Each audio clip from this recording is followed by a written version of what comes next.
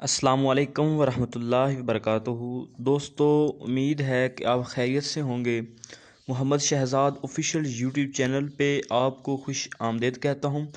आज हम इस वीडियो में ये बात करेंगे कि हम इन पेज में कंपोजिंग किए हुए टेक्स्ट को MS वर्ड में किस तरह पेस्ट करते हैं। तो चलो दोस्तों, चलते हैं कंप्यूटर की स्क्रीन पर। तो इसके लिए सबसे पहले हम इन पेज ओपन करेंगे। इन पेज में ये कुछ मेरे पास टेक्स्ट लिखा हुआ है जो मैंने पहले लिखा है। ये उर्दू और अरबी में कुछ दुआएं हैं, ठीक है। इससे मैं कॉपी कर लेता हूँ। कॉपी करने के बाद मैं MS वर्ड ओपन करता हूँ। MS वर्ड ओपन करने के बाद मैं इसे वहाँ पेस्ट कर देता हूँ। ये देखें, यहाँ इसे पेस्ट करता हूँ। ये देखिए, ये अब टेक्स्ट सही तरह शो नहीं हो रहा। तो अब ये सही किस तरह होगा, ये इस आर के साथ मसला आ रहा होता है। तो इसके लिए हम गूगल क्रोम में जाएंगे। गूगल क्रोम में जाके हम लिखेंगे इन पेज टेक्स्ट टू या text in page to MS word. ये सबसे पहले जो वेबसाइट है इस पर क्लिक करना है।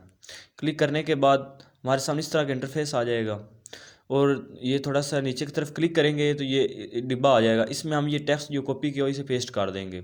जब पेस्ट करेंगे तो ये देखिए, यहाँ भी वो सही तरह शो नहीं हो रहा। तो इसके लिए ये डिब्बे के नीचे ना एक छोटा सा पासवर्ड बना हुआ है। ये पासवर्ड या ये छोटे से डिब्बे में हम टाइप करेंगे। टाइप करने के बाद कन्वर्ट पे क्लिक कर देंगे। मिसाल के तौर पर ये 3990, ये लिखने के बाद कन्वर्ट पे क्लिक कर देंगे। क्लिक करने के बाद ये ना वेबसाइट एक मरतबा रिफ़्रेश हो गई।